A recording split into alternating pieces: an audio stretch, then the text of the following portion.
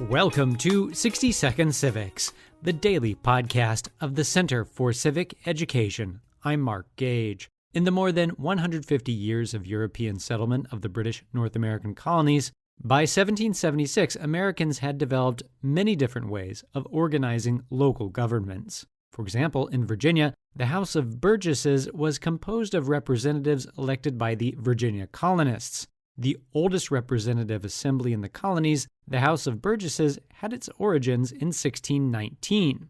Only men who owned land could serve in the House of Burgesses. Each county in Virginia had 2 representatives. The House of Burgesses created legislation and addressed the concerns of the people. Virginia also had a governor appointed by the king and an appointed council of state, which had veto over any legislation.